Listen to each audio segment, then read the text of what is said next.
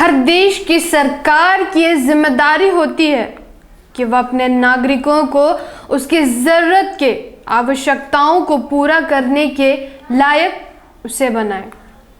उसके लिए उसे रोजगार, व्यवसाय, अन्य सुविधाएं उपलब्ध कराने के लिए सरकार बजट के साथ साथ नीति भी लाए और उसे लागू करे। विश्व में जहां अन्य देश के प्रत्येक नागरिक का आय का स्तर बढ़ता चला जा रहा है, वहीं भारत में भारत के नागरिकों का आय प्रति वर्ष घटता हुआ दिखाई दे रहा है और यह सरकार की नीतियों की नाकामी का परिणाम है। अगर हम भारतीय जनता पार्टी के शासनकाल के बीते कुछ वर्षों की गणना करें तो आप देखेंगे कि परीक्षा लेने के लिए, रोजगार देने के लिए जो परीक्षाएं सरकार द्वारा आयोजित करने का फैसला लिया गया, सारी परीक्षाएं न्यायालय तक पहुंच गई और लगभग सभी परीक्षाएं स्थगित हो गई। अगर हम नीट की विस्तार से बात करें तो 2013 में अपनी शुरुआत से लेकर अब तक यह इस कदर विवादों में आया है कि 700 से ज़्यादा बार सुप्रीम कोर्ट पहुंच चुका है। नीट के अलावा भी परीक्षाएं व शिक्षा से जुड़े मामले कोर्ट गए हैं, लेकिन इनमें सर्वाधिक केस मेडिकल प्रवेश परीक्षा के ही हैं। दूसरी ओर लगभग सभी परीक्षाओं के मामले कोर्ट चले गए।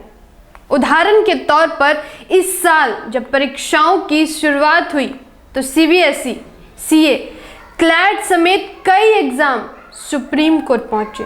2020 में सीबीएसई कंपार्टमेंट एग्जाम रद्द करवाने, नीट, जेईई स्थगित करने समेत क्लैट, सीए, सिविल सर्विसेज परीक्षाएं, यूजीसी से आदि जुड़े मामले सुप्रीम कोर्ट पहुंचे।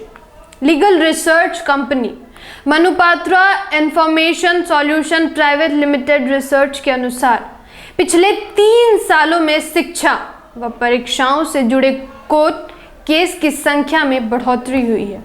2020 के कुल केसेस से ज़्यादा तो 2021 के पहले 6 महीने में ही फाइल हो गए हैं। नीट के 80 मामले 2013 में कोर्ट पहुंचा। नीट के अलावा क्लैट अब तक 28 बार और एनटीए से जुड़े मामले 54 बार कोर्ट पहुंच चुका है। विशेषज्ञों की राय में अगर कोर्ट से ही समाधान आना है तो शैक्षणिक संस्थानों की भूमिका पर भी सवाल खड़े होते हैं। मामलों के संदर्भ में सुप्रीम कोर्ट के एडवोकेट अभिषेक चौधरी अपने मंतव्य देते हुए कहते हैं कि हर साल परीक्षा में बदलाव होना ठीक नहीं। इससे परीक्षा तंत्र की खामियों का पता चलता है। अगर हर बार उन्हें सुधारने के लिए शीर्ष न्यायालय का दरवाजा भी खटखटाया जा रहा है तो यह चिंताजनक है। संस्थानों को अपने स्तर पर सुधार लाना चाहिए। अब जरा आंदोलन के दृष्टिकोण से सोचिए कि परीक्षाएं और शैक्षणिक संस्थानों के अधिकतर मामले क्यों कोर्ट जा रहे हैं।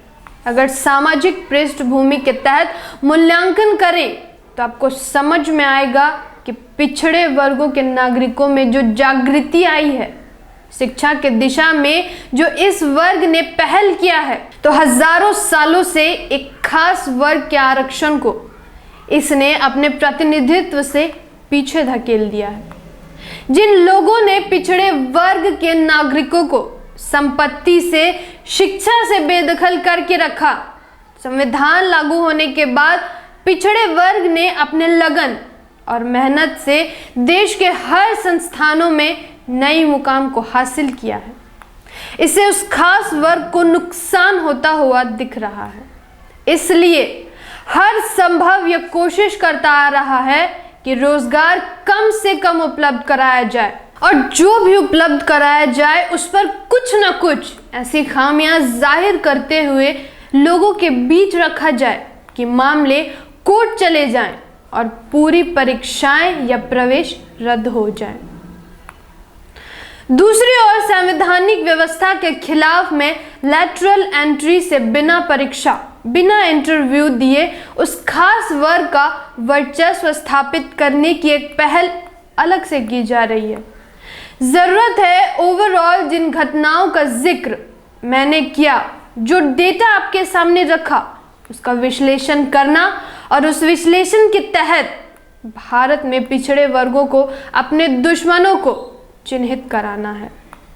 बीजेपी सरकार 2 करोड़ प्रतिवर्ष के रोजगार देने के बाद के साथ सत्ता में आई, मगर 2014 से ही अगर आप भारत के इस क्षेत्र में मूल्यांकन करेंगे तो आप पाएंगे कि रोजगार नहीं के बराबर मिल रहे हैं। इसके पीछे की मानसिकता समझने की और समझकर उस मानसिकता को ध्वस्त करने के लिए सामाजिक आंदोलन तेज करने की जरूरत है, ताकि आम जनता को सरकार के और सरकार की नीतियों की जानकारी दी जाए, जिसे या तो सरकार संविधान को पूर्णतः लागू करते हुए रोजगार निर्माण करने की नीतियों को सही और ईमानदारी पूर्वक लागू करे, या फिर सत्ता में जनता द्वारा बदलाव किया जा सके। इस वीडियो को लाइक और शेयर करना बिल्कुल ना भूलें और जाते जाते बेल आइकन भी जरूर प्रेस करते जाएं। जय संविधान, जय भारत।